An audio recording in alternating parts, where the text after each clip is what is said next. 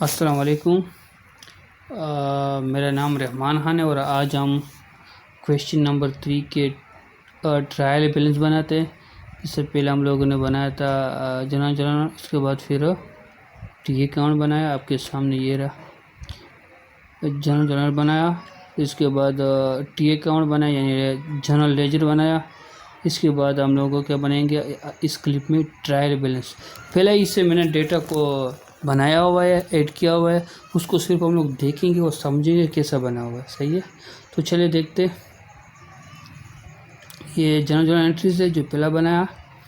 इसके बाद T account बनते हैं, तो टी अकाउंट के बाद ट्रायल बैलेंस। ट्रायल बैलेंस का मतलब है कि to sum the actual balance as a debit side and a credit side during the record business transaction and end of the year।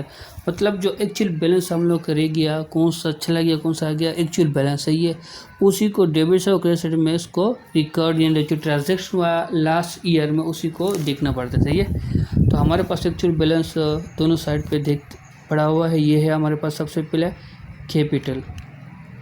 तो कैपिटल डेबिट साइड में आते credit side में आते हैं, सेल भी क्रेडिट साइड में आते हैं, अकाउंट पेबल भी और परचेज रिटर्न भी क्रेडिट साइड में आते हैं।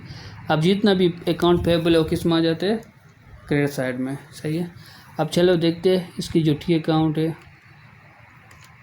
सबसे पहला जो है वो कैपिटल है, तो हाँ बाबा कैपिटल 10,000 से क्या हो गया, क्रेडिट में आया। तो हमने भी यहाँ पर 10,000 से क्रेडिट में ही काउंट किया। इसके बाद हमारे पास 22,000 सेल हुआ जो क्रेडिट में आया हुआ है, तो 22,000 यहाँ पर हमारे पास क्रेडिट में आया हुआ है सेल अकाउंट। सही है, इसके बाद हमारे पास अकाउंट पेबल 20,000 100 रुपये से हम लोग के पास क्रेडिट में है। तो इसका अकाउंट देखते हैं। यहाँ पर देखो, पहला मार्च को 8,000 क्रेडिट में हुआ, 2 मार्च को 7,000 हुआ, 4 मार्च को 1,200 हुआ, 5 मार्च को 5,000 हुआ, टोटल 21,200 क्रेडिट सेल हुआ।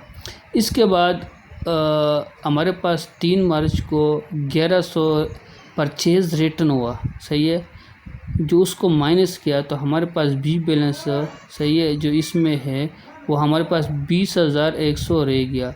तो 20,100 को एक्चुअल बैलेंस के नाम पर या एक्चुअल बैलेंस जो रह गया सही है उसको क्रेडिट में ही ऐड किया जाता है। सही है, इसके बाद हमारे पास है परचेज रिटर्न।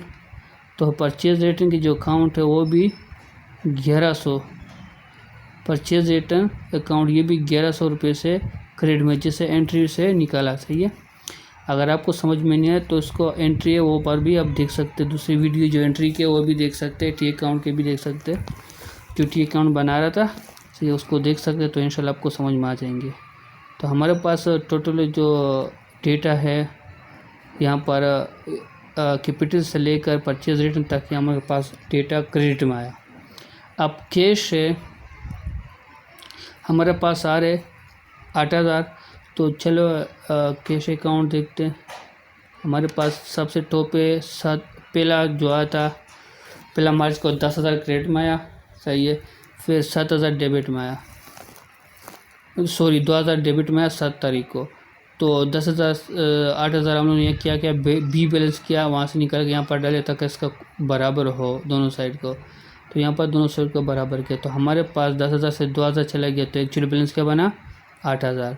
तो 8,000 हम लोगों ने कहाँ पर ऐड कर दिया, डेबिट साइड में। तो यहाँ पर सबसे पहले हम लोगों ने डेबिट साइड को 8,000 से ऐड किया। तो इसके बाद 27,000 अकाउंट रिसीवेबल हुआ। तो चलिए अकाउंट रिसीवेबल के हाँ, तो हमारे पास 27,000 यहाँ पर 1 मार्च को 5,000 और 4 मार्च को 22,000 क्या हो गया, अकाउंट रिसीवेबल हुआ 27,000। तो हमारे साथ 27,000 यहाँ पर ऐड है। सही है, इसके बाद ये जो परचेज अकाउंट है सही है, जो चीज़ हमने परचेज़ किया, तो यहाँ पर आप परचेज अकाउंट में डेबिट साइड में देखते तो 7,000 2 मार्च को सही है यहाँ पर डेबिट साइड में है। तो यहाँ पर अभी उसको क्या किया, डेबिट साइड में ही ऐड कर दिया। इसके बाद मर्चेंडाइज 3,000 ये भी डेबिट साइड में है। तो मर्चेंडाइज अकाउंट देखते कि वहाँ पर किसे, तो वहाँ पर भी 2 तारीख को, नहीं ये तो नहीं है, मर्चेंडाइज ये रहा, 1 मार्च को मर्चेंडाइज डेबिट साइड में आया, तो इसको भी डेबिट साइड में ही काउंट किया। इसके बाद हमारे पास 1200 रुपये सेल रिटर्न हुआ, सही है, जो हमने सेल किया वो वापसी आ गया, तो हमारे पास सेल रिटर्न चाहिए, ये रहा 1200 से 5 तारीख को डेबिट साइड में आया। तो इसके बाद हमारे पास 5000 है इक्विपमेंट, तो इक्विपमेंट 5000 हमारे पास इक्विपमेंट के जो अकाउंट है वो ये रहा है। तो 6 तारीख को हमारे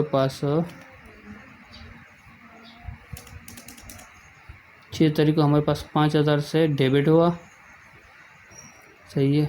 जो समझ में नहीं आ रही कि किस तरह डेबिट क्रेडिट हुआ, तो अकाउंट के जो जनरल एंट्री वहाँ पर आप देख सकते हैं नंबर के हिसाब से, और पहले वीडियो है इसका वो देख सकते हैं, फिर आपको इंशाल्लाह समझ में आ जाएंगे। और जो डेटा में केसेस को ऐड करता हूँ वो आपको फर्स्ट ईयर अकाउंट, सही है, क्वेश्चन नंबर 2 का है वो देख सकते हैं, तो उससे आपको समझ में आ जाते हैं। इसके बाद हमारे पास क्या आ रहा है, सेल एक्सपेंस 2000, ये भी एक्सपेंस भी हमेशा के लिए डेबिट साइड में आते हैं, क्योंकि कैश चले जाते हैं और आपके पास एक्सपेंस बढ़ जाते हैं। तो आपके पास एक्सपेंस आ जाए, आपने कैश पे किया तो कैश तो आपका चला गया, तो इसलिए एक्सपेंस भी डेबिट साइड में आते हैं। तो हमारे अकाउंट देखते, तो यहाँ पर हमारे पास भी अकाउंट हो, सेल एक्सपेंस 2000 से 7 मार्च को डेबिट साइड में आया हुआ है। इसके बाद ये दोनों साइड को 53,200 और 52,200 से, यानी दोनों साइड को बराबर आया, सही है, कर दिया या आ गया, सही है, या खुद आना चाहिए, सही है। अगर इसमें से गलती आ गया, मतलब ये 50,000 है और ये 53,000 है, कुछ भी मतलब 1 रुपये भी अगर फ़र्क आया तो आपका जो ट्रायल बैलेंस है वो बिल्कुल गलत है। आपको दोबारा आपको टी अकाउंट में जाना पड़ेगा, या इससे पहले आपको जो जनरल एंट्री बना उसको देखना पड़ेगा कि कहाँ पर हमने गलती की है। अगर यहाँ पर गलती सरजद हुई तो आपके बैलेंस शीट या इनकम स्टेटमेंट नहीं बनते। तो आप ज़्यादा इसके ख्याल रखना और इसी को ट्रायल बैलेंस को बार बार प्रैक्टिस करना कि यहाँ पर क्या आ रहे क्या नहीं आ रहे, किस साइड में क्रेडिट साइड में क्या क्या आ रहा है और डेबिट साइड में क्या क्या आ रहा है। तो आपके सामने capital, sale, account payable, purchase return, ये आपके क्रेडिट साइड में आ रहे हैं। इसके बाद तमाम डेटा जो है वो डेबिट साइड में आ रहा है, तो दोनों बराबर हो गया। थैंक यू सो मच, अल्लाह हाफिज़।